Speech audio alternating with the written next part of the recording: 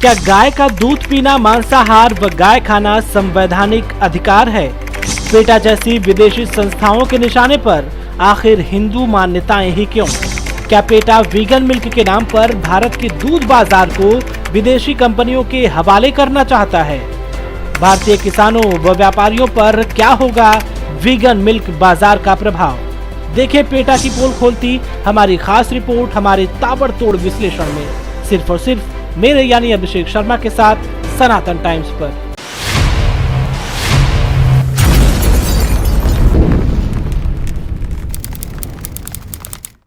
नमस्कार, सनातन टाइम्स में आपका बहुत बहुत स्वागत है। मैं हूं आपके साथ अभिषेक शर्मा। एक बालक था, एक दिन उसने अपने एक मित्र को दूध पीते हुए देखा तो फिर उसका भी मन हुआ दूध पीने को, लेकिन गरीबी इतनी कि घर में दूध की एक बूंद भी नहीं। वो बालक झोपड़ी में गया, पानी में आटा मिलाया और फिर दोस्त के सामने आकर बराबरी करने के लिए घोल को मुंह से लगाकर होंठ भर लिए और फिर मित्र को देखकर मुस्कुराने लगा। ये बच्चा कौन था? ये बच्चा था अश्वत्थामा गुरुद्रोण का पुत्र, जो बेहद गरीबी में जीवन बसर कर रहे थे। यानी कि घर में दूध का ना होना और आटा जो कि अनाजों से मिलकर बना हुआ है उसका घोल पीना घोर गरीबी का पर्याय माना गया। अब यदि अगर आपसे कोई कहे कि आप बछड़ों की तरह गाय का दूध क्यों पीते हैं, अनाजों का दूध पीजिए यानी वीगन मिल्क पीजिए क्योंकि आप इंसान हैं, तो आप क्या कहेंगे? वीगन मिल्क के बारे में हम आपको बता दें, वीगन मिल्क दरअसल सोयाबीन, चावल, काजू, बादाम आदि से बनाया गया दूध जैसा एक द्रव है।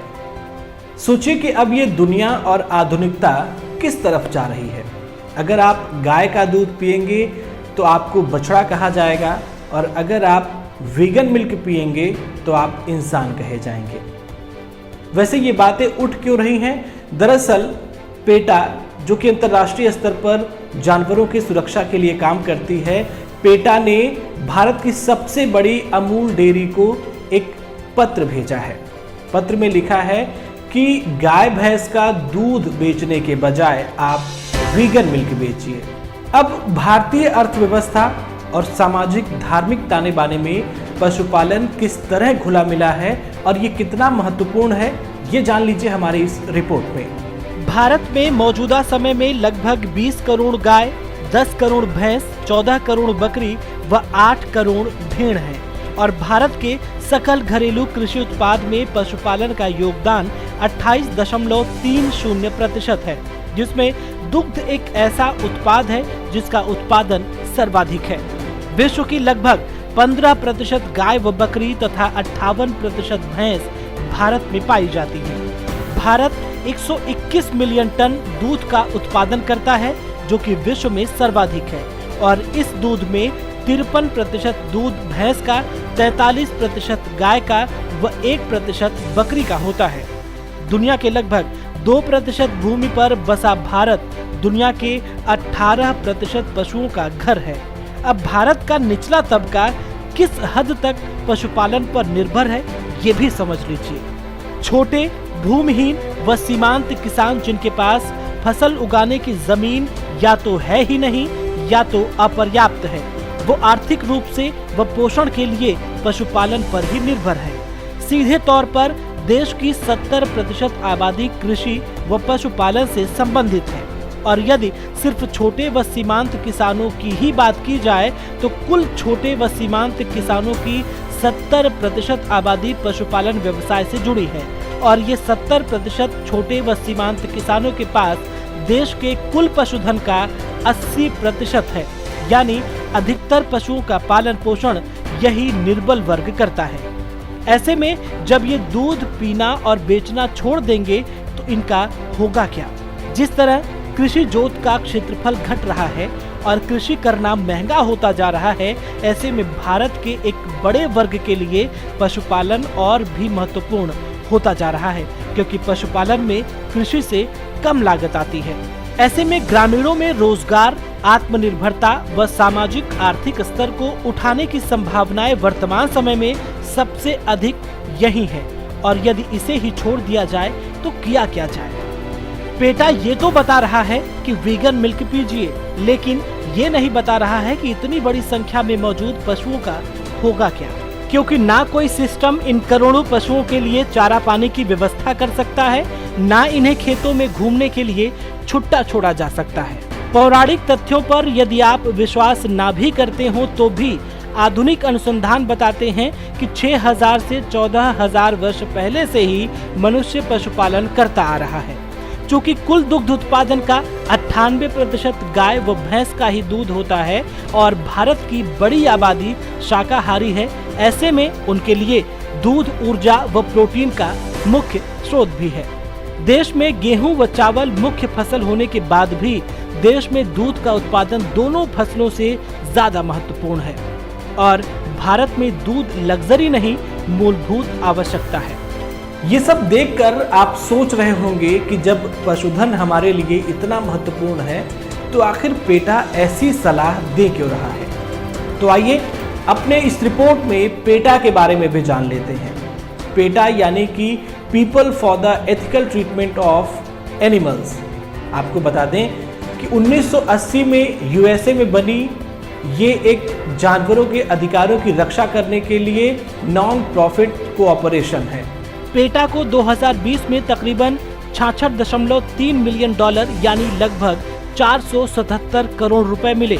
इसमें 63.8 मिलियन डॉलर यानी लगभग 459 करोड़ रुपए इन्हें दान में मिले, जबकि 56,452 डॉलर यानी लगभग 40 लाख रुपए इन्होंने अपने मर्चेंडाइज आदि बेचकर कमाए। आंकड़ों पर ध्यान दीजिएगा, जिस 40 लाख रुपए के मर्चेंडाइज को इन्होंने बेचा उसे बनाने के लिए निवेश कितना किया गया था ये भी जान लीजिए, लगभग 332 लाख का, यानी जितने की बिक्री की उसे बनाने में उससे 8 गुना से अधिक खर्च कर दिए। पेटा के पास ये डाटा है ही नहीं कि उसने कितना पैसा पशुओं की बेहतरी के लिए सीधे तौर पर खर्च किया और ना ही उसे ये पता है कि उसके इन कार्यों से कितने पशुओं की रक्षा हुई या जीवन बेहतर हुआ। 2015 में इनकी रिपोर्ट पर एक आर्टिकल छपा जिसमें बताया गया कि पेटा ने सिर्फ 4% खर्च पशुओं से जुड़ी संस्थाओं को सीधे तौर पर किया है। उसके बाद पेटा की दुनिया भर में किरकिरी हुई।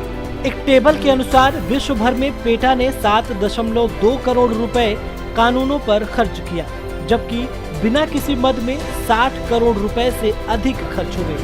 खर्च कहां और कैसे हुए इसकी कोई पारदर्शिता है ही नहीं और पेटा पर बार बार इन अज्ञात खर्चों को विभिन्न देशों में प्रोपेगेंडा फैलाने का आरोप भी लगता आया है।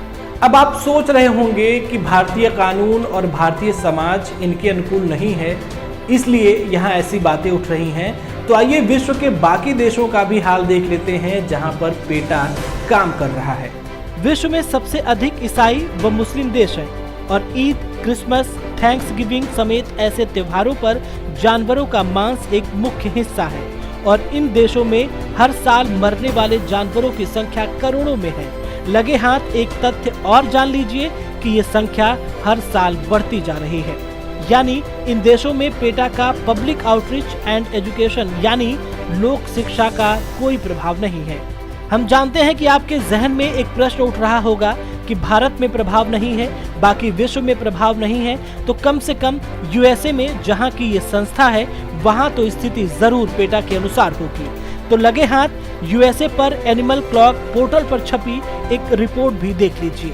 यूएसए में हर साल 9 अरब मुर्गियां, 22 करोड़ टर्की, 3.58 करोड़ गाय भैंसे, 12.3 करोड़ सुअर, 68.8 लाख भेड़, 2.9 करोड़ बत्तख मार दिए जाते हैं और बड़ी बात ये कि ये संख्या भी प्रतिवर्ष बढ़ती जा रही है।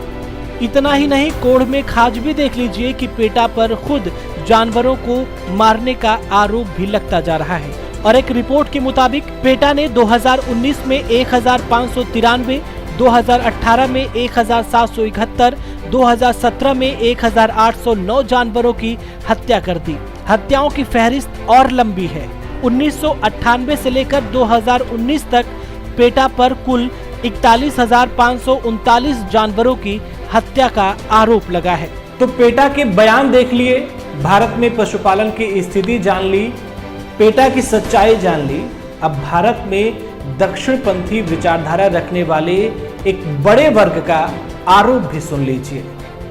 वो कहते हैं कि इस प्रकार की संस्थाएं हिंदुओं की आस्था पर चोट करने, कृषकों की आय खत्म करने व सभी जीवों के साथ मनुष्यों की समरसता का जो तार सनातन संस्कृति में पिरोया गया है उसे तोड़ने का कार्य करती हैं। और वो पेटा पर धार्मिक पक्षपात का आरोप लगाते हुए पक्ष रखते हैं कि यदि गायों को दूहना उनके अधिकारों का हनन है तो अन्य धार्मिक त्योहारों पर जानवरों की हत्या क्या है।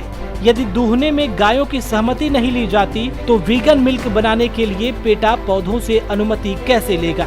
गायों का दूध पीना यदि मांसाहार है तो गाय को खाना क्या है। सभी प्रमुख हिंदू त्योहारों पर सीख देने वाली पेटा दूसरे धर्मों के त्योहारों पर जानवरों को कैसे काटना है क्यों सिखाती है। आरोप प्रत्यारोप की लिस्ट बहुत लंबी है और कौन कितना सच्चा है ये विचार करने योग्य है। हाँ, ये सही है कि वीगन मिल्क के अपने कुछ फायदे भी हैं, लेकिन जाते जाते हम आपको एक प्रश्न के साथ छोड़े जाते हैं। क्या भारत जैसे कृषि प्रधान देश में जहां लोग मूलभूत आवश्यकताओं के लिए भी सरकारी मदद का मुंह ताकते हैं, वहां वो वीगन मिल्क जिसकी बाजार में कीमत 290 रुपए से लेकर 400 रुपए किलो तक है, खरीद पाएंगे?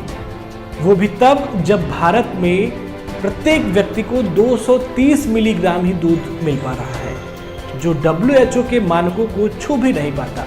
ध्यान दीजिएगा, ये स्थिति तब है जब भारत में दूध 30 रुपए से लेकर 70 रुपए के बीच बिक रहा है। वहीं अगर ये 300 से 400 के बीच बिकने लगे तो क्या होगा?